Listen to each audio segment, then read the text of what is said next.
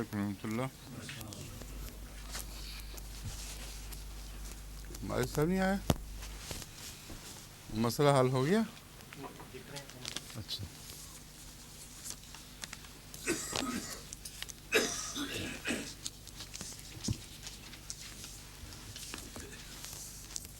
کون سی آیت سے شروع کرنا ہے؟ یہ رکو نیا جو ہے کیف یکون. اعوذ باللہ من الشیطان الرجیم بسم اللہ الرحمن الرحیم.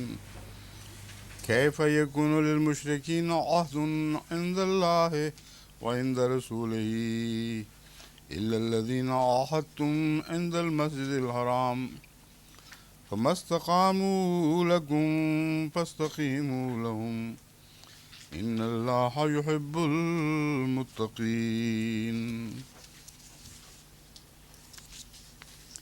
کیف وإن یظہروا علیکم لا یرقبوا فیکم الا ولا ذمہ یردونکم بافواہہم وتابى قلوبہم واکثرہم فاسقون.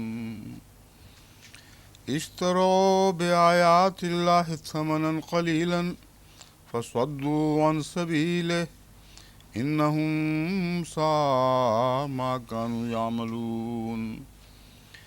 لا یرقبون فی مؤمن الا ولا ذمہ واولئک هم المعتدون.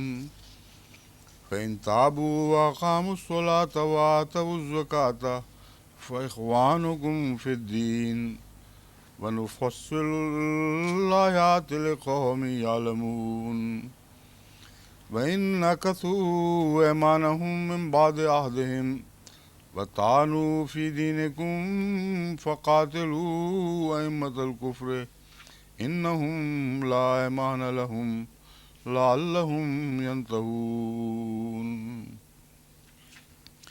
ألا تقاتلون قوما نكثوا أيمانهم وهموا بإخراج الرسول وهم بدؤوكم أول مرة أتخشونهم فالله حق أن تخشوه إن كنتم مؤمنين.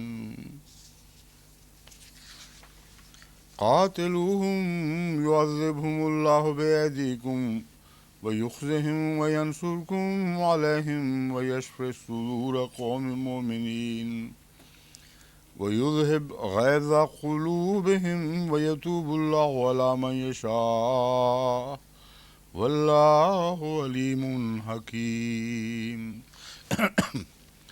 أم حسبتم أن تتركوا ولما يعلم الله الذين جاهدوا منكم ولم يتخذوا من دون الله ولا رسوله ولا المؤمنين وليجة والله خبير بما تعملون. ما كان للمشركين أن يعمروا مساجد الله شاهدين على أنفسهم بالكفر أولئك حبطت أعمالهم وفي النار هم خالدون. إنما يعمر مساجد الله من آمن بالله واليوم الآخر وأقام الصلاة وآتى الزكاة ولم يخش إلا الله فعسى أولئك أن يكونوا من المهتدين. أجعلتم سقاية الحاج وإمارة المسجد الحرام كمن آمن بالله واليوم الآخر وجاهد في سبيل الله لا يستوون عند الله والله لا يهدي القوم الظالمين. الذين آمنوا وهاجروا وجاهدوا في سبيل الله بأموالهم وأنفسهم أعظم درجة عند الله وأولئك هم الفائزون. يبشرهم ربهم برحمة منه ورضوان وجنات لهم فيها نعيم مقيم خالدين فيها أبدا إن الله عنده أجر عظيم يا أيها الذين آمنوا لا تتخذوا آباءكم وإخوانكم أولياء إن استحبوا الكفر على الإيمان ومن يتولهم منكم فأولئك هم الظالمون قل إن كان آباؤكم وأبناؤكم وإخوانكم وأزواجكم وعشيرتكم وأموال اقترفتموها وتجارة تخشون كسادها ومساكن ترضونها أحب إليكم من الله ورسوله وجهاد في سبيله فتربصوا حتى يأتي الله بأمره واللہ لا یہدی القوم الفاسقین۔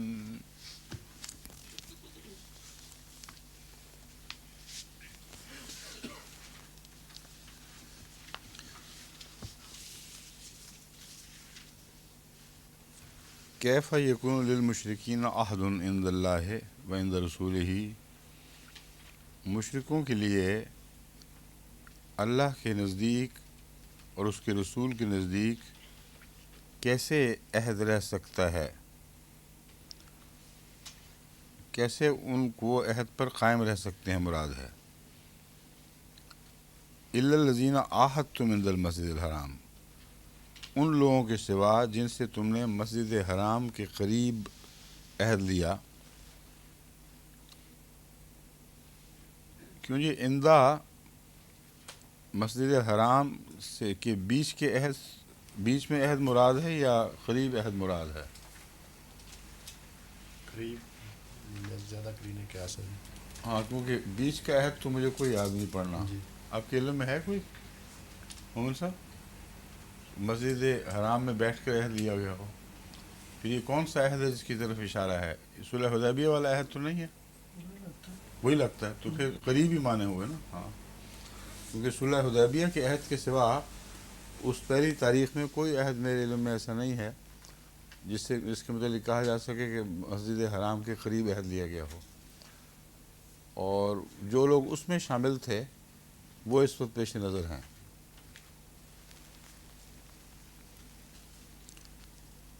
عند المسجد الحرام میں مسجد حرام کے قریب جو عہد دیا گیا، فمستقاموا لکم فاستقیموا لہم، بس جب تک وہ تمہارے مفاد میں قائم رہیں اس عہد پر، فاستقیموا لہم، تم ان کے مفاد میں ان کے لیے اس عہد پر قائم رہو۔ ان اللہ یحب المتقین، یقین اللہ تعالیٰ متقیوں سے محبت فرماتا ہے۔ کیفا وَإِن يَظْهَرُوا عَلَيْكُمْ لَا يَرْقُبُوا فِيكُمْ إِلًّا وَلَا ذِمَّةً، کہ کیا حال ہے ان کا، کیفا کیسی حالت ہے، یا کیسے ان کا عہد قائم رہ سکتا ہے، کیسے ان کے عہد کو اہمیت دی جا سکتی ہے۔ وَإِن يَظْهَرُوا، جبکہ حال یہ ہے اگر وہ غالب آ جائیں تم پر، لا يَرْقُبُوا فِيكُمْ إِلًّا وَلَا ذِمَّةً، وہ تمہارے ساتھ نہ کسی عہد کا پاس کریں گے نہ کسی ذمہ داری کا۔ یرقبو کا مطلب نظر رکھنا یا پاس رکھ کرنا مراد ہوتی ہے۔ تو جب غالب آ جائیں اس وقت تو ان کے عہد بھی ٹوٹ جاتے ہیں، نہ ان کو عہد یاد رہتے ہیں نہ ذمہ داریاں جو انہوں نے قبول کی ہوئی تھیں۔ وَأَكْثَرُهُمْ يُرْدُونَكُمْ بِأَفْوَاهِكُمْ وَتَابَ قُلُوبُهُمْ، کیا I'm sorry، افواہہم ہی ہو سکتا ہے، اور کہ افواہکم سے تو ہو ہی نہیں سکتا۔ یردونکم بافواہہم، وہ تمہیں اپنے منہوں سے راضی کرتے ہیں۔ وطابع قلوبہم، اور ان کے دل پھر گئے ہیں۔ یہاں تابع سے مراد توبہ نہیں ہے، بلکہ توبہ میں بھی تو پہلی حالت سے پھر کر دوسری طرف منتقل ہونا ہوتا ہے۔ تابع قلوبہم کا مطلب ہے ان کے دل اپنی بات سے پھر گئے ہیں یا انکار کر بیٹھے ہیں۔ ابا کے معنوں میں انکار پایا جاتا ہے، یہاں تابع توبہ والا نہیں ہے۔ ابا کا مطلب ہوتا ہے انکار کر دیا. کیوں جی؟ تابا سے اسی سے نکلا ہے نا، ابا سے تابا یہاں. جی ابا یابا سے. ہاں. تابا قلوبہم، ان کے دل منکر ہو چکے ہیں، پھر کرنا چاہیے ترجمہ، انکار کر بیٹھے ہیں. وَأَكْثَرُهُمْ فَاسِقُونَ، اور ان میں سے اکثر فاسق ہیں، یعنی بد کردار لوگ ہیں. اشتروا بآیات اللہ ثمنا قلیلا، انہوں نے اللہ کی آیات کے بدلے تھوڑی قیمت قبول کر لی. فصدوا عن سبیلہ، پس اس کی راہ سے روکنے لگے اور روک دیا. انہم ساء ما کانوا یعملون، یقیناً بہت برا ہے جو وہ کرتے ہیں یا کیا کرتے تھے.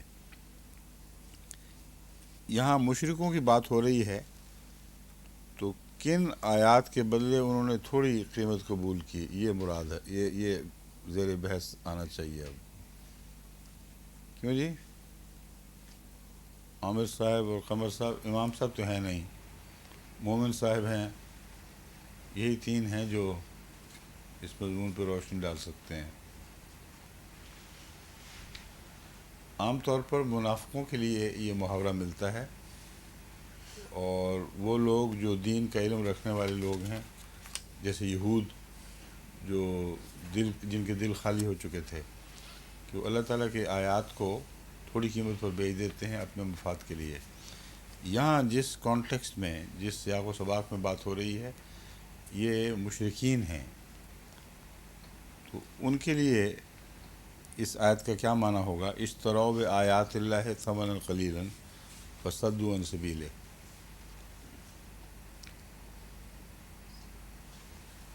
جہاں تک میں اس سے سمجھ سکتا ہوں یا سکا ہوں، وہ یہ ہے کہ اگر وہ ہماری پہلی بات درست ہے کہ حدیبیہ والا عہد ہی مراد ہے، اور میرا خیال ہے وہی مراد ہے، اس کے علاوہ مجھے کوئی اور عہد مسجد کے قریب یاد نہیں. اس وقت حضرت صلی اللہ علیہ وآلہ وسلم کے بعض غلبے کے نشانات یا اللہ کی تائید کے نشانات ان لوگوں نے دیکھے ہیں، اور اس کے باوجود اپنے مفاد میں انہوں نے دنیا کی سرداریاں اور منافع قبول کر لیے، اور اس بات کی ضرورت نہ کی کہ حضرت صلی اللہ علیہ وآلہ وسلم کی تائید کر سکیں. یہ ایک معنی بنتے ہیں، ورنہ وہ لوگ تو اہل کتاب تھے ہی نہیں، اور کتاب کی آیات بیچنا مراد نہیں، بلکہ نشانات مراد ہیں جو حضرت صلی اللہ علیہ وآلہ وسلم کے نشانات تھے. بس انہوں نے لوگوں کو روکا رستے سے. انہم ساء ما کانوا یعملون، اور دوسرا صدوا عن سبیلہ ہی کا پہلا اطلاق تو حضرت صلی اللہ علیہ وآلہ وسلم اور آپ کے ساتھیوں پر صلح حدیبیہ کے وقت ہی ہو گیا، جبکہ خانہ کعبہ کے رستے سے ان کو روکا گیا. یہ معنی عام طور پر تو نہیں کیا جاتا، مگر میرے نزدیک یہاں برمحل اطلاق پاتا ہے، کیونکہ بعد میں خانہ کعبہ سے ان کو روکنے کا جو ارشاد ملے گا، اس کی معقول وجہ بیان کی گئی ہے کیوں ان کو روکا جائے. یہاں ان کے لیے روکنے کی وجہ کوئی نہیں تھی، بلکہ نشانات، علامتیں ظاہر ہونے کے باوجود انہوں نے روکا، جس کا ان کو کوئی حق نہیں تھا. تو یہ دو روکنے ایک دوسرے کے مقابل پر رکھ کر یہ بات کھل جاتی ہے کہ ان کا روکنا بلا جواز تھا، اور قرآن کریم جب روکنے کا حکم دیتا ہے تو اس کا جواز ساتھ پیش فرماتا ہے. لا یرقبون فی مومن الا ولا ذمہ، وہ مومنوں کے حق میں کسی عہد یا کسی ذمہ داری کا کوئی پاس نہیں کرتے. وَأُولَئِكَ هُمُ الْمُعْتَدُونَ، اور یہی وہ لوگ ہیں جو زیادتی کرنے والے ہیں. اب یہ جو ہے نا لا یرقبون فی مومن الا ولا ذمہ، یہ اس عہد شکنی کی طرف اشارہ ہے جو انہوں نے کرنی تھی، ورنہ پہلے اس سے یہ مضمون گزر چکا ہے ایک دفعہ. صلح حدیبیہ کے بعد پھر جب انہوں نے شرارتیں شروع کیں تو آن حضرت صلی اللہ علیہ وآلہ وسلم کو جواز مہیا کر دیا کہ آپ آئیں اور مکے پر قبضہ کر لیں۔ تو یہ جو دوسرا ذکر ہے یہ ایک پیشگوئی کا رنگ رکھتا ہے کہ وہ مومنوں کے حق میں کسی قسم کا عہد یا ذمہ داری کا پاس نہیں کریں گے۔ فَإِن تَابُوا وَأَقَامُوا الصَّلَاةَ وَآتَوُا الزَّكَاةَ فَإِخْوَانُكُمْ فِي الدِّينِ، اس کے باوجود اگر وہ توبہ کر لیں اور نماز کو قائم کریں، وَآتَوُا الزَّكَاةَ اور زکوٰۃ کو ادا کریں، فَإِخْوَانُكُمْ فِي الدِّينِ تو وہ دین میں تمہارے بھائی ہیں، وَنُفَصِّلُ الْآيَاتِ لِقَوْمٍ يَعْلَمُونَ اور ہم وہ ان لوگوں کو جو صاحب علم ہیں یہ اس بات سمجھتے ہیں۔ یہاں صاحب علم میرے خیال میں مراد نہیں ہے، نفصل الآیات لقوم یعلمون وہ لوگ جو بات کو سمجھنے کی اہلیت رکھتے ہیں، ان کے لیے ہم آیات کو خوب کھول کر بیان کرتے ہیں۔ یا دوسری صورت میں اہل علم بھی مراد ہو سکتی ہے، ونفصل الآیات یہاں حقیقت میں تعلیم کتاب کی طرف اشارہ ہوگا پھر کہ ہم اپنی آیات کو اس کتاب میں خوب اچھی طرح کھول کھول کر بیان کرتے ہیں تاکہ اہل علم اس سے فائدہ اٹھا سکے۔ لے یہاں فائدے کا ہوگا، لے قوم یعلمون اہل علم لوگوں کے فائدے کی خاطر۔ وَإِن نَكَثُوا أَيْمَانَهُمْ مِن بَعْدِ عَهْدِهِمْ پس اگر وہ نَكَثُوا أَيْمَانَهُمْ اپنا عہد توڑ دیں، واو یہاں اور لفظ ترجمہ ہوگا، اور اگر وہ اپنا عہد توڑ دیں، اپنے عہد توڑ دیں، من بعد عہد اپنی قسمیں، ایمان تو قسموں کو کہتے ہیں، عہد بعد میں آتا ہے۔ وَإِن نَكَثُوا أَيْمَانَهُمْ مِن بَعْدِ عَهْدِهِمْ اور اگر وہ اپنی قسمیں توڑ دیں اپنے عہد کے بعد، وَطَعَنُوا فِي دِينِكُمْ اور تمہیں تمہارے دین میں تانے دینے لگیں، فَقَاتِلُوا أَئِمَّةَ الْكُفْرِ تو جو کفار کے کفر کے لیڈر ہیں، یعنی جو ان میں سے سرکشی میں سب سے آگے بڑھے ہوئے ہیں، ان سے قتال کرو۔ انہم لا ایمان لہم لعلہم ینتہون ان کی کوئی قسم نہیں، اس لیے ان سے قتال کرو، لعلہم ینتہون تاکہ وہ ان حرکتوں سے باز آ جائیں۔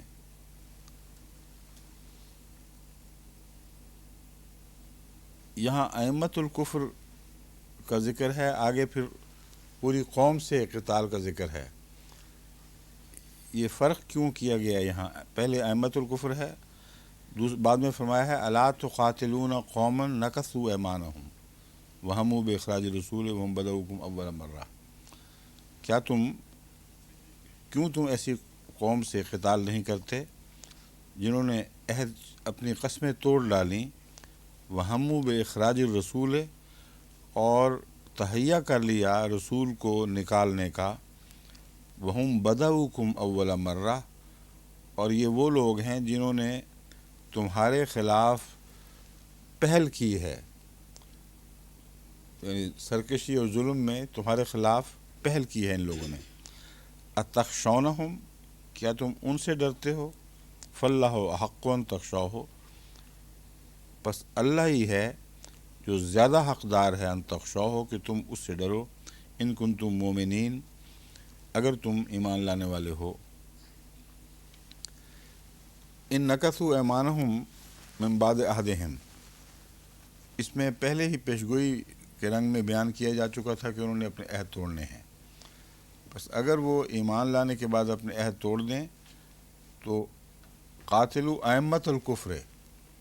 اب فتح مکہ کا جہاں تک تعلق ہے اس میں ہم نے اس آیت کو اس رنگ میں پورا ہوتے دیکھا کہ عام قوم سے لڑائی نہیں ہوئی، بلکہ حکم یہ تھا کہ حد المقدور ہر کوشش کرو کہ کوئی وہاں قتل نہ ہو، خون نہ بہایا جائے،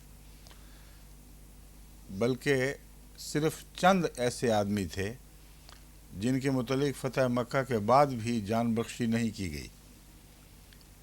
اس لیے ائمۃ الکفر سے قتال سے مراد اس طرف اشارہ ہو سکتا ہے یہاں کہ جب خدا تمہیں فتح سے واپس لے کے آئے گا تو قتل عام نہیں کرنا، بلکہ جو ائمۃ الکفر ہیں ان سے لڑائی کا اعلان کر دو کہ تم سے ہماری صلح نہیں ہو سکتی۔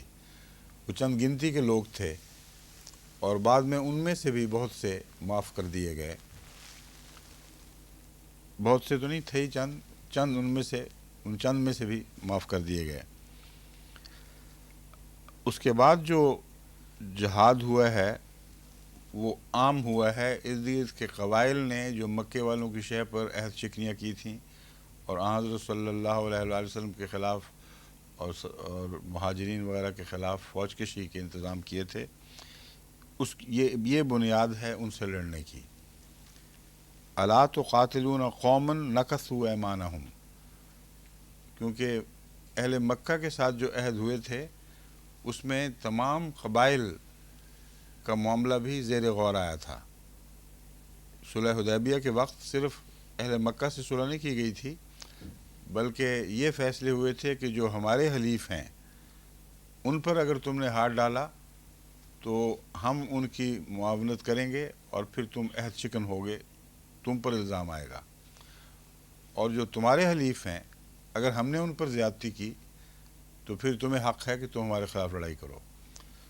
تو یہ جو عام جہاد بعد میں ہوا ہے قتال، یہ اس کی طرف اشارہ معلوم ہوتا ہے، کیونکہ اب یہاں ائمۃ الکفر کی بجائے قومن نکثوا ایمانہم، ابھی یہ لوگ باقی تھے، ان کو سزا دینے والی ابھی پڑی ہوئی تھی۔ بس بعد میں جو لڑائیاں ہوئی ہیں اس میں یہ لوگ شامل ہیں۔ بس اس کے بعد آپ کو ان لڑائیوں کا بھی ذکر ملے گا، حنین کا مثلا ذکر ملے گا۔ یہ فتح مکہ کی بعد کا قتال ہے اور اس میں ان لوگوں کی عہد شکنیاں شامل تھیں یا اس کے سبب بن گئیں۔ دوسرے اس آیت میں ایک اور بہت اہم امر کی توجہ دلائی گئی ہے، جسے نہ سمجھنے کے نتیجے میں بعض دفعہ لوگ مستشرقین کے اعتراضات کا جواب نہیں دے سکتے۔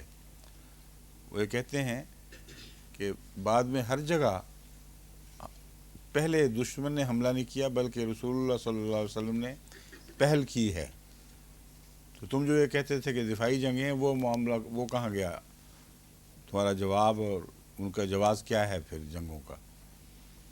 یعنی تمہارا جواب کہ تم رسول اللہ صلی اللہ علیہ وسلم نے ہمیشہ دفاعی جنگ کی، یہ غلط ثابت ہو گیا ان کے نزدیک، اور رسول اللہ صلی اللہ علیہ وسلم کے پاس اس کا کوئی جواز نہیں تھا کہ بعد میں یوں ہی حملے کرتے۔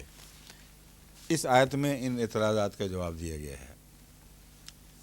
الا تقاتلون قوما نکثوا ایمانہم، پہلا یہ جواب میں واضح کر چکا ہوں۔ ان میں ایسے قبائل شامل ہیں جنہوں نے عہد شکنی کی تھی اور قسمیں توڑ ڈالی تھیں، اس لیے ان پر حق ہے۔ وہموا باخراج الرسول، اور وہ تہیہ کیے بیٹھے ہیں۔ یہاں پرانے زمانے کا اخراج جو ہے وہ غالباً مراد نہیں، کیونکہ وہاں تو انہوں نے اس اپنے فیصلے کو پورا بھی کر لیا تھا، رسول اللہ صلی اللہ علیہ وسلم کو نکال دیا تھا مکے سے، اس نکالنے کا ذکر الگ ملتا ہے قرآن کریم میں۔ یہاں ہے وہ ارادہ کیے بیٹھے ہیں، تہیہ کیے بیٹھے ہیں۔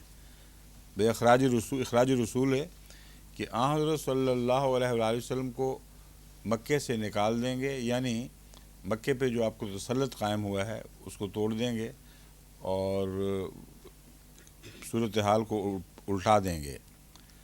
وَهُمْ بَدَؤُوكُمْ أَوَّلَ مَرَّةٍ، اور اپنی دشمنی میں اور لڑائیوں میں یہ پہل کر چکے ہیں۔ یہ جو مضمون ہے اس کو اس طرح سمجھا جا سکتا ہے کہ انگریزی میں ایک ہوتا ہے بیٹل، ایک ہوتی ہے state of war. State of war جب تک قائم رہے گی جب تک باقاعدہ دو لڑنے والی قوموں میں صلح ہو کر اس میں معاہدے نہ ہو جائیں، اور بیٹلز اس کے بیچ میں ہوتی رہتی ہیں، بیچ میں امن بھی آ جاتا ہے۔ اسٹیٹ آف وار میں ضروری نہیں ہوا کرتا کہ ہر وقت لڑائی ہو رہی ہو، مگر ایک دفعہ جنگ شروع ہو چکی ہو تو پھر وہ ختم نہیں ہو سکتی جب تک باقاعدہ ایک کو غلبہ نصیب نہ ہو جائے یا معاہدوں کی صورت میں اس جنگ کو ختم نہ کیا جائے۔ بس بدؤکم اول مرہ میں آن حضرت صلی اللہ علیہ وآلہ وسلم کے پہلا مکے سے نکالا جانا اور لڑائیوں میں پہل کرنا، ان معنوں میں موجود ہے کہ اس کی طرف اشارہ ملتا ہے، اس لیے وہ امن کا حق کھو بیٹھے تھے جب تک یہ کوئی فیصلہ کن جنگ ہو کر اس بات کا فیصلہ نہ ہو جائے۔ دوسرے، فتح مکہ کے بعد بعض قبائل نے اس کو جاری رکھا، اور وہ ابھی بھی رسول اللہ صلی اللہ علیہ وآلہ وسلم کی مکہ واپسی کو قبول نہیں کر سکے تھے، اور اسکیمیں بنا رہے تھے لڑائیوں کی اور حملوں کی، اور یہ 100% درست ہے تاریخی طور پر۔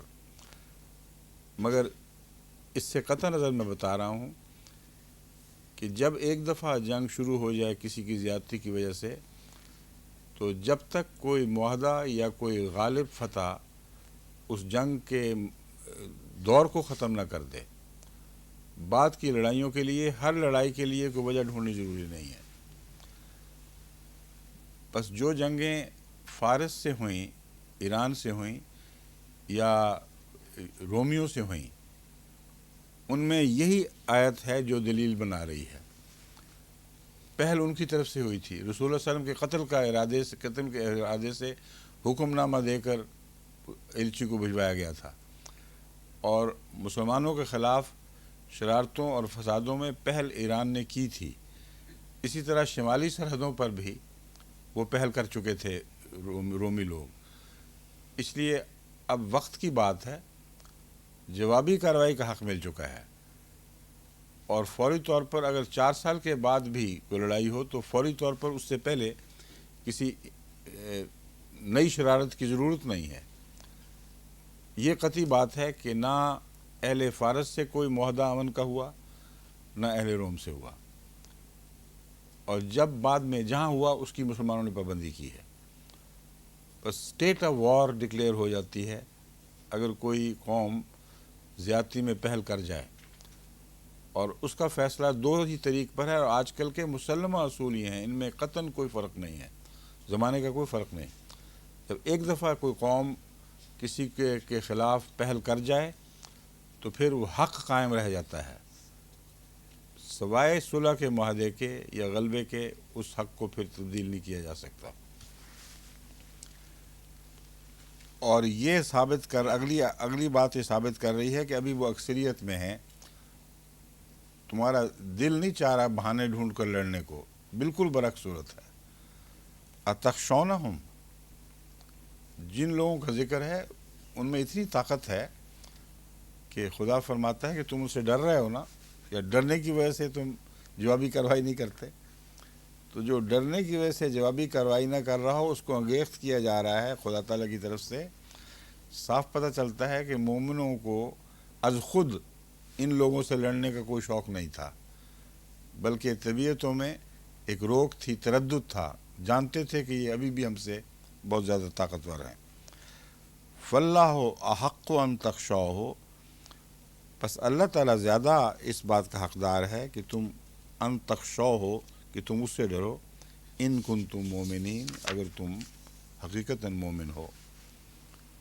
قاتلوہم، ان سے لڑو، یعذبہم اللہ بایدیکم، تمہارے ہاتھوں میں تو طاقت نہیں مگر اللہ انہیں عذاب دے گا تمہارے ہاتھوں سے، جس کا مطلب یہ ہے کہ فتوحات تمہاری قوت بازو پر منحصر نہیں ہوں گی، بلکہ اللہ تعالیٰ تمہارے ہاتھوں سے ان کو عذاب دے گا، یعنی غیر معمولی طاقت پیدا کرے گا، غیر معمولی سامان مہیا فرمائے گا۔ وَيُخْزِهِمْ، اور انہیں ذلیل اور رسوا کر دے گا۔ وَيَنْصُرْكُمْ عَلَيْهِمْ، اور تمہیں ان پر غلبہ عطا فرمائے گا۔ وَيَشْفِ صُدُورَ قَوْمٍ مُّؤْمِنِينَ، اور وہ لوگ جو مومن ہیں ان کے سینوں کو ٹھنڈا کر دے گا۔ وَيُذْهِبْ غَيْظَ قُلُوبِهِمْ، اور ان کے دلوں کے غیظ لے جائے گا، یعنی ان کے غیظ جو ہیں جب نہ صرف تمہارے دل ٹھنڈے ہوں گے بلکہ ان کو ایسی شکست ہوگی کہ دلوں میں غیظ باقی نہ رہیں۔ وَيَتُوبُ اللَّهُ عَلَىٰ مَن يَشَاءُ، پھر اللہ جس پر چاہے جس سے چاہے گا اس کی توبہ قبول فرما لے گا اس کی۔ یتوب اللہ علیہ، اللہ توبہ کرتا ہے کہ معنی یہ بنے گا یہاں کہ اللہ جس پر چاہے توبہ قبول کرتے ہوئے مہربانی سے جھکے گا۔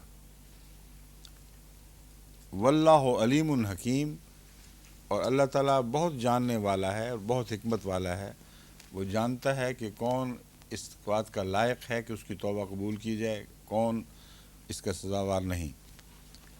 ام حسبتم ان تترکوا ولما یعلم اللہ الذین جاہدوا منکم، کیا تم یہ خیال کرتے ہو ان تترکوا کہ تمہیں چھوڑ دیا جائے گا، ولما یعلم اللہ، جب کہ ابھی تک اللہ نے معلوم نہ کیا ہو الذین جاہدوا منکم، ان لوگوں کو جو تم میں سے جہاد کرنے والے ہیں، ولم یتخذوا من دون اللہ، اور ان لوگوں کو جنہوں نے اللہ کے سوا اور اس کے رسول کے سوا اور مومنوں کے سوا کسی کو دوست نہیں بنایا۔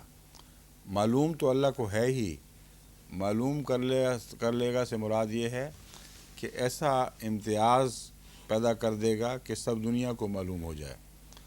تو اللہ کے معلوم کرنے کا یہ مطلب ہے کہ ان کو نتھار کر الگ نہ کر لے، ایسا الگ نہ کر دے کہ وہ سب کی نظر میں بھی ممتاز ہو جائیں۔ واللہ خبیر بما تعملون، اور اللہ تعالیٰ بہت خبر رکھتا ہے اس کی جو تم کرتے ہو۔ ما کان للمشرکین ان یامروا مساجد اللہ شاہدین علی انفسہم بالکفر، مشرکوں کے لیے یہ جائز نہیں، یعنی ان کو اجازت نہیں ہے اس بات کی، ان یامروا مساجد اللہ، کہ اللہ کی مسجدوں کو آباد کریں، شاہدین علی انفسہم بالکفر، حالانکہ اپنے نفس پر وہ خود گواہ ہیں کہ یہ کافر نفس ہیں، انکار کرنے والے ہیں، اللہ کا کوئی احترام نہیں، مشرک لوگ ہیں۔ تو اس کے بعد ان کو حق ہی نہیں پہنچتا کہ وہ خانہ کعبہ کو آباد کریں۔ اولئک حبطت اعمالہم، یہی وہ لوگ ہیں جن کے اعمال ضائع ہو چکے ہیں، وفی النار ہم خالدون، اور وہ آگ میں ہمیشہ رہنے والے ہوں گے۔ انما یامر مساجد اللہ من آمن باللہ والیوم الآخر، یقیناً اللہ کے گھر تو وہی آباد کرتا ہے، من آمن باللہ، جو اللہ پر ایمان لائے، والیوم الآخر، اور یوم آخر پر ایمان لائے، واقام الصلاۃ، اقام الصلاۃ، یہ ایمان لایا کہنا چاہیے، آگے پھر ماضی میں چل رہا ہے تو ایک ہی محاورہ رکھتے ہیں۔ یقیناً مسجدوں کو وہی آباد کرتا ہے جو خدا پر ایمان لے آیا اور یوم آخر پر ایمان لے آیا اور نماز کو قائم کیا، وآت الزکوٰۃ، اور زکوٰۃ ادا کی، ولم یخشی الا اللہ، اور اللہ کے سوا کسی سے نہیں ڈرا یا نہیں ڈرتا، فعسیٰ اولئک ان یکونوا من المہتدین، پس قریب ہے کہ یہی لوگ ہوں جو ہدایت پانے والے ہوں گے، یعنی ان کو ہدایت ان کے قریب تر ہے، یہ خدا کے نزدیک ہدایت پانے والے ٹھہریں گے۔ اجعلتم سقایت الحاج و عمارت المسجد الحرام، کیا تم نے حاجیوں کو پانی پلانا، و عمارت المسجد، اور مسجد کی ظاہری آبادی کو، مسجد الحرام کی ظاہری آبادی کو بنا رکھا ہے، کمن آمن باللہ، ہے اس شخص کی طرح جو اللہ پر ایمان لایا اور یوم آخر پر ایمان لایا، و جہاد فی سبیل اللہ، اور اللہ کی راہ میں اس نے جہاد کیا۔ لا یستوون عند اللہ، یہ دو فریق اللہ کے نزدیک ایک جیسے نہیں ہو سکتے۔ حاجیوں کے پانی پلا دینا، ان کے رہائش کا انتظام کر دینا اور مسجد کی آبادی کا انتظام کرنا، یہ اور کہاں وہ لوگ جو اللہ اور یوم آخر پر ایمان لانے والے، جہاد کرنے والے ہیں، لا یستوون عند اللہ، یہ دو گروہ ایک جیسے نہیں ہو سکتے اللہ کے نزدیک۔ واللہ لا یہدی القوم الظالمین، اور اللہ تعالیٰ ظالم لوگوں کو ہدایت نہیں دیتا۔ الذین آمنوا وہاجروا وجاہدوا فی سبیل اللہ باموالہم وانفسہم، وہ لوگ جو ایمان لائے، آمنوا وہاجروا، اور انہوں نے ہجرت کی، وجاہدوا اور جہاد کیا، فی سبیل اللہ اللہ کے رستے میں، باموالہم وانفسہم، اپنے مالوں کے ساتھ بھی اور اپنی جانوں کے ساتھ بھی، اعظم و درجۃ عند اللہ، اللہ کے نزدیک بہت بڑا درجہ پانے والے لوگ ہیں۔ وَأُولَٰئِکَ هُمُ الْفَائِزُونَ، اور یہی وہ لوگ ہیں جو فائز ہوں گے، کامیاب ہوں گے۔ قرآن کریم میں بعض نام ایسے آتے ہیں جو لوگوں کے بھی ہوتے ہیں، تو کئی دفعہ بچے سمجھتے ہیں کہ ہمارا نام آیا ہوا ہے۔ فائزہ کو بھی کہیں یہ خیال ہو کہ میرا نام بھی آ گیا فائز۔ بچوں کے بڑے دلچسپ خیال آتے ہیں بعض ماؤں کے، کہ قرآن کریم جب آپ وہ آیت پڑھتے ہیں جس میں یہ لفظ آتا ہے تو پھر بچہ کہتا ہے دیکھو میرا نام آ گیا ہے، تو باقی بچے پھر لڑتے ہیں کہ ہمارا کیوں نہیں آیا۔ یبشرہم ربہم برحمت منہ، ان کا رب ان کو خوشخبری دیتا ہے، برحمت منہ، اپنی طرف سے رحمت کی، ورضوان، اور اپنی رضا کی، یا پسندیدگی کی، وجنات لہم فیہا نعیم مقیم، اور ان کے لیے باغات ہیں یا جنتیں ہیں فیہا اس میں، جن میں، فیہا کا یہاں مطلب ہے اس میں کی بجائے جن میں، نعیم مقیم، نعمتیں ایسی ہوں گی جو ہمیشہ رہنے والی ہوں گی۔ کیوں جی نعیم یہاں نعمتوں کے لیے واحد کا صیغہ استعمال ہوتا ہے نا، نعیم جنس کے طور پر، ٹھیک ہے نا، تو ہمیشہ قائم رہنے والی نعمتیں وہاں ہوں گی۔ خالدین فیہا ابدا، وہ ان میں ہمیشہ رہیں گے، یعنی جہاں نعمتیں ہمیشہ کی ہوں گی وہاں رہنے والے بھی ہمیشہ کے ہوں گے۔ ان اللہ عندہ اجر عظیم، یقیناً اللہ ایسا ہے کہ اس کے پاس بہت بڑا اجر ہے۔ یا ایھا الذین آمنو، اے لوگو جو ایمان لائے ہو، یا اے وہ لوگو جو ایمان لائے ہو، لا تتخذوا آباءکم، اپنے باپوں کو، آباءکم سے مراد اپنے باپ دادوں وغیرہ اوپر کے رشتے جتنے ہیں وہ آباءکم کے اندر آ جاتے ہیں، و اخوانکم، اور یہ برابر کے رشتے ہیں یعنی بھائی بہنیں وغیرہ، اولیاء، ان کو اللہ اولیاء نہ بنایا کرو، اپنا دوست نہ بنایا کرو، ان استحب الکفر علی الایمان، اگر وہ ایمان پر کفر کو زیادہ پسند کریں، ومن یتولہم منکم، اور تم میں سے جو بھی ان کو دوست بنائے گا، فاولئک ھم الظالمون، بس یہی وہ لوگ ہیں جو ظالم ہوں گے۔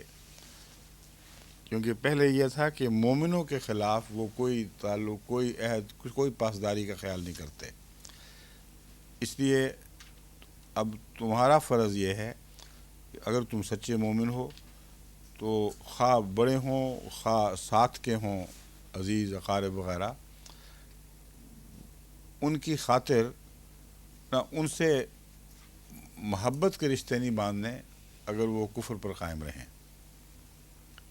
قل ان کان آباؤکم و ابناؤکم و اخوانکم و ازواجکم، اب یہاں سب تفصیل آ گئی ہے، وہاں پہلے صرف اوپر کے رشتے یا ساتھ کے رشتے بیان ہوئے تھے، اب اللہ فرماتا ہے کہہ دے ان کان آباؤکم، اگر تمہارے باپ دادا یا بڑے، و ابناؤکم، اور تمہارے بیٹے یا اولاد، و اخوانکم، اور تمہارے بھائی بند، و ازواجکم، اور تمہاری بیویاں یا تمہارے زندگی کے ساتھی، و عشیرتکم، کیونکہ یہاں عورتیں بھی شامل ہیں اس حکم میں، اس لیے میں نے ازواجکم سے مراد زندگی کے ساتھی لیا ہے، و عشیرتکم اور تمہارا قبیلہ، و اموال اقترفتموہا تجارت اور وہ اموال جن کو تم تجارت کی خاطر، اقترفہ تو کمانے کو کہتے ہیں نا، تخشون کسادہ جن ایسی تجارت جس کی کساد بازاری سے تم ڈرتے ہو۔ اقترفتموہا کا کیا لفظی ترجمہ کریں گے آپ؟ کمایا ہے جن کو تم نے، جی یہی بنتا ہے نا، جی تو پھر یوں بنے گا وازواجکم و عشیرتکم و اموال اقترفتموہا، اور وہ اموال جن کو تم نے کمایا ہے، و تجارت تخشون کسادہ، اور ایسی تجارت جس کے نقصان کے بارے میں تم ڈرتے ہو۔ کساد بازاری کہتے ہیں جب آ جائے ایک قسم کا بحران آ جائے تجارت میں، تو وہی کساد مراد ہے۔ و مساکن و تردونہا، اور وہ تمہارے مکان جن کو تم پسند کرتے ہو، احبا الیکم من اللہ و رسولہ و جہاد فی سبیلہ، اگر یہ سب چیزیں تمہیں اللہ اور اس کے رسول اور اس کی راہ میں جہاد کرنے سے زیادہ پیاری ہیں، فتربصوا، تو پھر انتظار کرو، حتیٰ یاتی اللہ بامرہ، یہاں تک کہ اللہ اپنی تقدیر ظاہر فرما دے۔ واللہ لا یہدی القوم الفاسقین، اور اللہ تعالیٰ فاسقوں کی قوم کو ہدایت نہیں دیتا۔ اگلی تلاوت سے پہلے آپ کا ایک سوال پچھلا پڑا ہوا ہے امام صاحب، اچھا ہے ہی نہیں امام صاحب آج بھی، کہ وہ آئیں گے تو خود ہی کریں گے، ٹھیک ہے، تو رکھ لیں واپس۔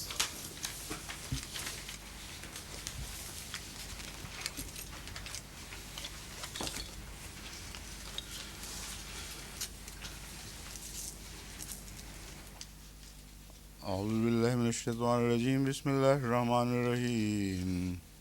لقد نصرکم اللہ فی مواطن کثیرۃ ویوم حنین اذ اعجبتکم کثرتکم فلم تغن عنکم شیئا وضاقت علیکم الارض بما رحبت ثم ولیتم مدبرین ثم انزل اللہ سکینتہ علی رسولہ وعلی المؤمنین وانزل جنودا لم تروها وعذب الذین کفروا وذلک جزاء الکافرین ثم یتوب اللہ من بعد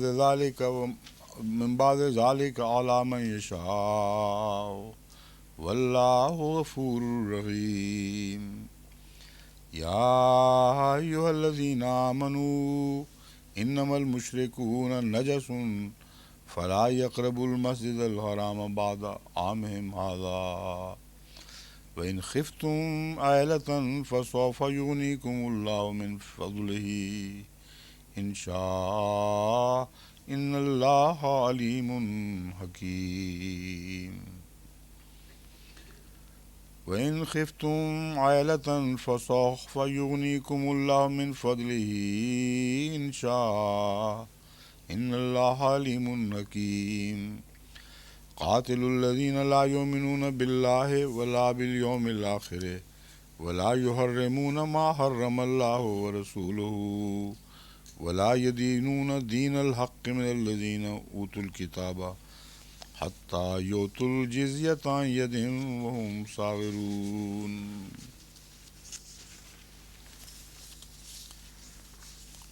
لقد نصرکم اللہ فی مواطن کثیرۃ، اور یقیناً تمہیں اللہ نے بہت سے علاقوں پر فتح عطا فرمائی ہے، کثرت سے علاقوں پر فتح عطا فرمائی ہے۔ وہ یوم حنین، اور حنین کے دن بھی، اذ اعجبتکم کثرتکم، جب تمہیں تمہاری کثرت نے فخر کرنے والا بنا دیا۔ اعجبتکم، تم نے اس پر فخر محسوس کرنے لگے۔ ایک ہے متکبر، یہ ترجمہ بھی ملتا ہے، مگر متکبر کے مضمون میں اور عجب کے مضمون میں ایک فرق ہے۔ یہاں ایسا عجب ہے جو وقتی طور پر انسان محسوس کرتا ہے، اور بعض دفعہ غیر متکبر بھی اس عجب میں مبتلا ہو جاتا ہے کہ ہاں جی ہم بڑے ہو گئے ہیں ماشاءاللہ۔ تو انہوں نے اپنے آپ کو زیادہ سمجھا، حالانکہ اس سے پہلی جو آیات گزری ہیں ان میں اللہ تعالیٰ نے یہ مضمون بیان فرمایا ہے کہ تمہارے کم ہونے کے باوجود اللہ تمہارے ہاتھوں سے، تمہارے کمزور ہونے کے باوجود اللہ تمہارے ہاتھوں سے غیروں پہ غلبہ عطا فرمائے گا۔ تو اس وقت دماغ میں یہ آ گیا بعض لوگوں کے کہ جو ہم تھوڑے تھے اس وقت ہمیں غلبہ مل جایا کرتا تھا، تو اب تو ہم بہت ہو گئے ہیں۔ تو یہ عجب تھا جو اللہ کو پسند نہیں آیا، اور سبب کچھ بھی بن گیا، لیکن اصل بنیادی وجہ یہ عجب تھا جس کی وجہ سے اللہ تعالیٰ نے وقتی طور پر ان کو دشمن کے ہاتھوں سے وہ چکھنے کی اجازت دے دی، یعنی دشمن کو اجازت دے دی وہ چکھانے کی جو طاقتور ہمیشہ کمزور کو چکھایا کرتا ہے۔ عملاً طاقتور ہی تھا، اور جنگ حنین نے یہ قطعی طور پر ثابت کر دیا کہ یہاں جیسے یہاں واقعہ گزرا ہے، اگر خدا کا خاص فضل اور حکمت، اس کا فضل کا سایہ، حفاظت کا سایہ نہ ہوتا تو ہر جنگ میں مسلمانوں کی صف لپیٹی جا سکتی تھی، ہر جنگ میں ان کی بے خونی ہو سکتی تھی۔ تو فرماتا ہے لقد نصرکم اللہ فی مواطن، تمہیں خدا نے فتح دی تھیں مواطن کثیرۃ۔ اب یہاں وطن کو، مواطن تو وطن کو کہتے ہیں، اور بہت سے مواطن میں اس کا ترجمہ میدانوں میں کیا جا سکتا ہے یا بہت سے علاقوں میں تھا۔ یہ عرب علاقے ہی تھے یہ سارے اس وقت تک جو پیش نظر تھے، شاید اس لیے اس کے لیے وطن کا لفظ استعمال ہوا ہے اس کی جمع۔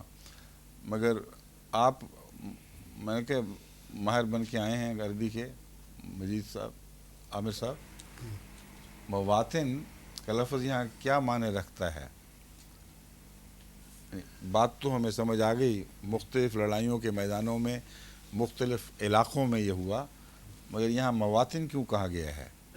موطن کا لفظی ترجمہ تو وطن ہی ہے نا جی، ایسی جگہ جس کو بعد میں آ کے وطن بنایا جائے، پہلے اصل میں وطن نہ ہو، بعد میں آ کے اس کو اپنا وطن بنا لیا جائے۔ اچھا، وہ مراد ہے میرا خیال جی اس طرح سے۔ نہیں، پھر جہاں فتوحات ان کو ہوئی تھیں جی ان میں سے مکے پہ بھی فتح تھی ایک، جی وہ بھی مواطن میں داخل ہے، وہ پہلے سے تھا اور وہاں سے نکال دیا گیا تھا، اس لیے کچھ اور بات ہے۔ ایک میرے ذہن میں یہ خیال آیا تھا، چیک کر لیں آپ، کہ یہ ساری فتوحات وہ ہیں جن کا عرب کے علاقے سے تعلق ہے، ابھی تک غیر قوموں پر فتوحات نہیں ہوئی تھیں۔ تو وہ میدان لڑائی کے جو عرب علاقوں کے اندر داخل ہیں تمہارے وطنوں کا حصہ ہیں، تمہارے وطن کا حصہ ہیں، اس لیے انہیں مواطن کہہ دینا عین مناسب ہے۔ مگر اس پر مجھے تحقیق کا موقع ملا، اس لیے آپ کر کے تو بتائیں کہ یہ کیا محال ہے اس کا مواطن کے استعمال کا۔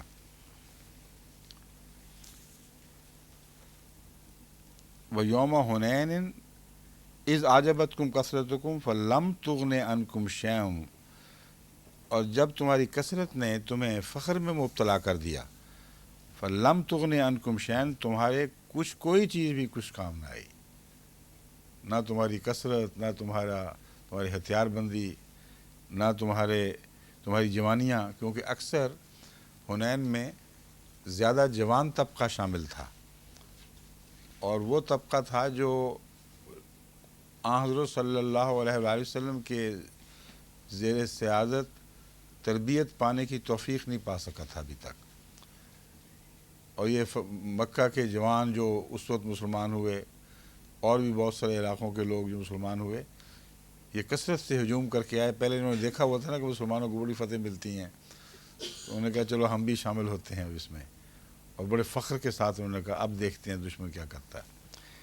اور آگے سے تیر برسانے والوں نے ایسا برا حال کیا کہ ہوش اڑا دیے سب کے۔ تو اللہ تعالیٰ نے مزہ چکھایا ہے کہ فخر جب کرو گے تو یہ حال ہوگا تمہارا۔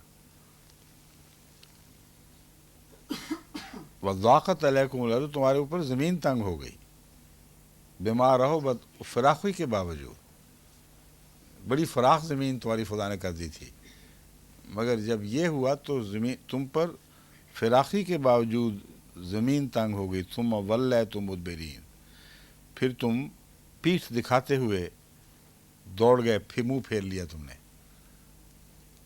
معنی لفظاً تو دونوں کے یہی بنتے ہیں، ولیتم مدبرین، یعنی پیٹھ دکھاتے ہوئے تم نے منہ پھیر لیا۔ یعنی بعض دفعہ انسان شکست کے بغیر بھی منہ پھیرتا ہے کسی اور کام کے لیے، کسی اور غرض سے، تو مدبرین نے اس بات کو پکا کر دیا ہے کہ تم نے شکست کھائی ہے، اس وقت مغلوب ہو گئے ہو، ڈر کے مارے دوڑے ہو اس وقت، یا تمہارے پاؤں اکھڑ گئے، تم کھڑے رہ ہی نہیں سکتے تھے وہاں۔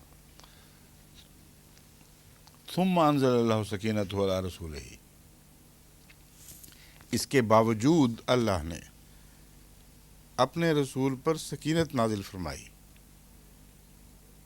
یہ عجیب واقعہ ہے جس کی طرف اشارہ فرمایا جا رہا ہے کہ اس دوڑنے میں رسول شامل نہیں تھا، اور نہ صرف یہ کہ شامل نہیں تھا بلکہ جس طرح تم افراتفری میں دوڑے ہو، اس افراتفری کا کوئی ذرہ بھر بھی اثر رسول پر نہیں تھا۔ وعلی المومنین، اور مومنوں پر بھی رسول کے واسطے سے، اس کی برکت سے سکینت نازل فرمائی۔ وانزل جنود لم تروہا، اور ایک ایسا لشکر اتارا جسے تم دیکھ نہیں سکتے تھے۔ وعذب الذین کفروا وذالک جزاء الکافرین، یہاں یہ نہیں فرمایا کہ تم نے پھر عذاب دیا، پہلے تو یہ تھا نا کہ تمہارے ہاتھوں سے اللہ تعالیٰ دشمن کو عذاب دے گا، اب اس کا ذکر نہیں فرمایا۔ عذب الذین کفروا، خدا نے پھر دشمن کی تعذیب کی ہے، اس کو دردناک عذاب دیا ہے۔ وذالک جزاء الکافرین، اور کافروں کی یہی جزا ہوا کرتی ہے۔ یہ واقعہ آپ نے کئی دفعہ پڑھا بھی ہوگا، اور وہ ایک معروف مشہور عظیم الشان واقعہ ہے جنگ حنین کا، کہ جب دشمن کے یکدم ریلے سے اور تیروں کی بچھاڑ سے پاؤں اکھڑے ہیں، تو چونکہ بہت سے سوار تھے، وہ جب سواریاں مڑی ہیں تو جو پیادہ تھے وہ بھی ساتھ ہی دوڑ پڑے۔ اس ریلے میں پھر کوئی ٹھہرا نہیں کرتا، ٹھہر سکتا ہی نہیں، صرف رسول اللہ صلی اللہ علیہ وسلم جو اپنے خچر پر سوار تھے ایک قدم بھی پیچھے نہیں ہٹے، کسی افراتفری سراسیمگی کا اظہار نہیں فرمایا، بلکہ یہ شعر پڑھے اس وقت، انا النبی لا کذب انا ابن عبد المطلب، میں نبی ہوں جو جھوٹ نہیں بولتا، جس نے جھوٹ نہیں بولا، میں عبد المطلب کا بیٹا ہوں۔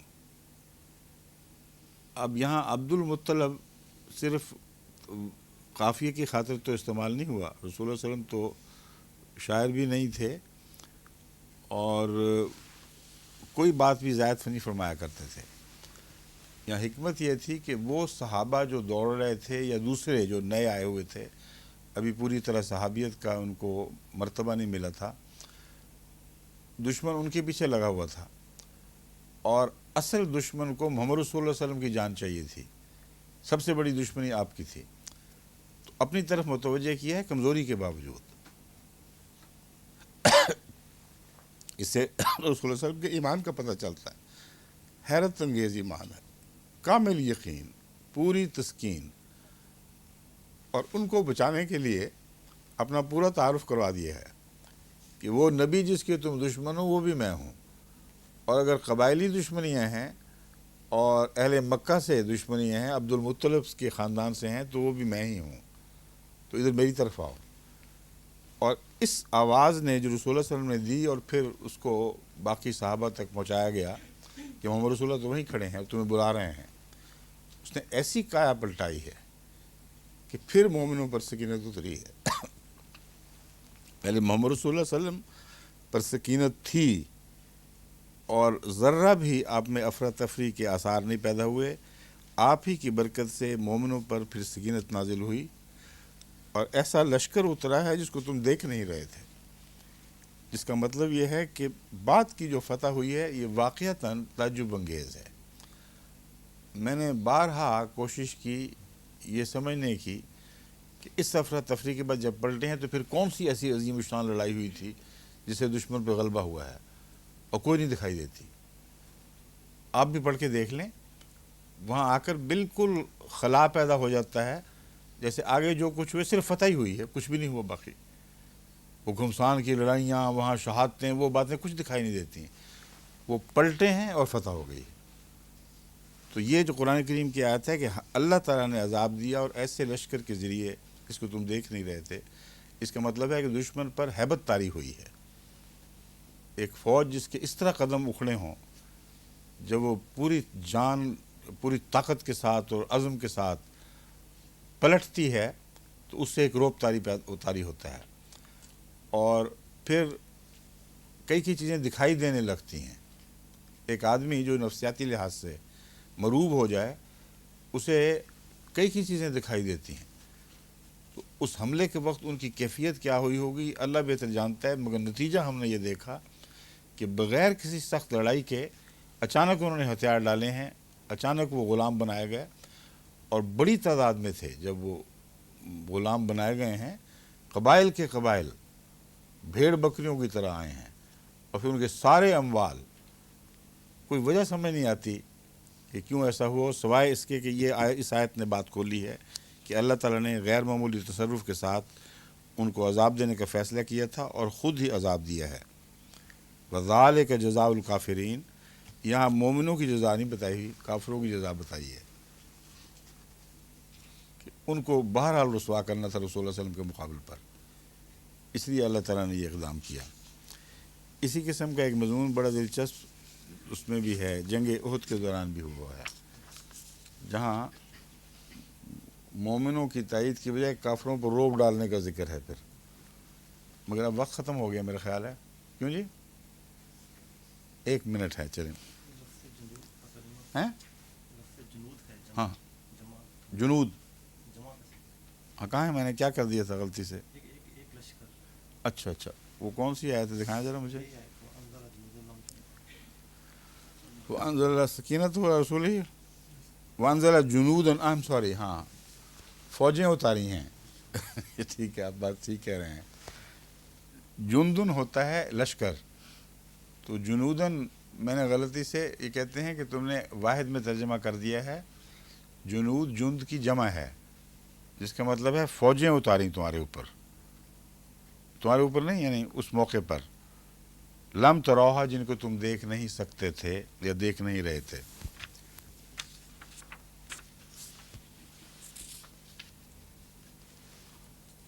آگے مضمون ہی بدل گیا ہے، یعنی وقتی طور پر وقالت الیہود والی آیت ہے نا، پھر یہ کوئی اور ہے۔ اچھا، یہ ایک آیت رہتی ہے اس سے، ثم انزل اللہ سکینۃ علی رسول، یہ تو پڑھا چکا ہوں میں ابھی، ہیں اس سے آگے نیچے ثم یتوب، اچھا میں صفحہ دوسرا دیکھ رہا تھا، معاف کرنا، 26 کے بعد، 26 ابھی ختم نہیں ہوئی، یا 26 پڑھی نہیں ہم نے، 26 ترجمہ نہیں نا کیا ابھی تک، 27 نہیں پڑھی۔ اچھا اب 27ویں شروع کرنی ہے، سمجھ گیا ہوں، صفحے وہ نیچے رکھے گئے تھے اس لیے کنفیوژن ہو گیا۔ یا ایھا الذین آمنوا انما المشرکون، اس سے پہلے یہاں تو نمبر الٹے دیے ہوئے ہیں، دوسری ہوگی 26 ہے وہ، پھر اچھا یہی تو کہہ رہا تھا کہ 26 کر لی پڑھنی ہے، آپ نے کہا نہیں 26 پڑھ لی ہے، 27 میں کرنی ہے، اب میں 27 پہ آیا ہوں تو آپ کہتے ہیں نہیں 26 کرنی ہے، یہ دیکھیں 26 نمبر ہے نا، یہ اوپر کا دیا، اسی کا، اس کا اوپر کا دے دیتے ہیں آپ نمبر، یا آنے والی کا دیتے ہیں؟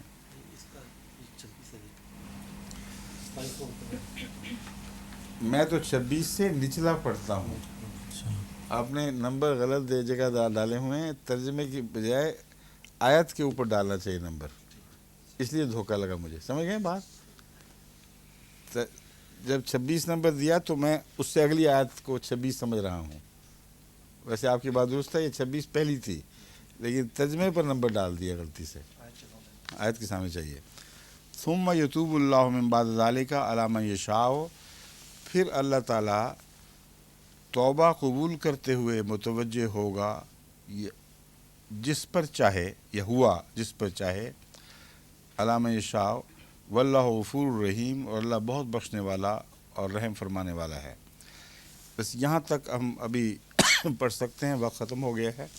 اس کے متعلق صرف اتنا بتا دوں کہ شیعہ جن جگہوں پر صحابہ کرام پر عمومی طور پر بڑا سخت حملہ کرتے ہیں، ان میں سے ایک جنگ حنین کا واقعہ بھی ہے۔ اس کے متعلق انہوں نے فرضی روایتیں بنائی ہیں کہ حضرت عمر اس طرح دوڑے جا رہے تھے اور فلاں اس طرح دوڑا جا رہا تھا، اور اس طرح لوگوں نے نعوذ باللہ من ذالک ان پر لعنتیں ڈالیں کہ کیا ہو رہا ہے، اور کہا کہ اس کے بعد تو جو لوگ بھاگ چکے ہیں ان کو مومن سمجھنا، ان کو رضوان اللہ علیہم کہنا بالکل ناجائز اور ناحق ہے۔ اللہ تعالیٰ نے عجیب طرح سے ان کی بخشش کا، جو بھاگے تھے ہمیں پتہ ہی نہیں، نام بھی نہیں بتائے، اور ایک اور طریق سے پردہ ڈالا ہے کہ فرمایا جس پر چاہا اس پہ متوجہ ہوا توبہ قبول کرتے ہوئے، تاکہ انسان کو کسی پر بھی انگلی رکھنے کا حق نہ رہے۔ اگر نام لے دیتا کہ فلاں فلاں کی توبہ قبول فرما لی تو پھر باقیوں کو متہم کرنے کا حق رہتا، ساری تاریخ ہمیشہ ان پر تان کرتی رہتی۔ تو مغفرت خدا کی شان سے نازل ہوئی ہے، یہ فرمایا ہے کہ ہم نے پھر جس کی چاہا توبہ قبول کر لی، تمہیں اس سے کیا، تمہارا کام نہیں ہے کہ تعین کرتے پھرو کس کی ہوئی اور کس کی نہیں ہوئی۔ واللہ غفور الرحیم، ہاں یہ بنیادی بات ہے کہ اللہ بہت بخشنے والا اور بار بار رحم فرمانے والا ہے۔ باقی انشاءاللہ کل ٹھیک ہے۔ اب پھر وہی مجھے دھوکہ دیکھیں، 27 عنوان کے نیچے یہ آیت آ رہی ہے۔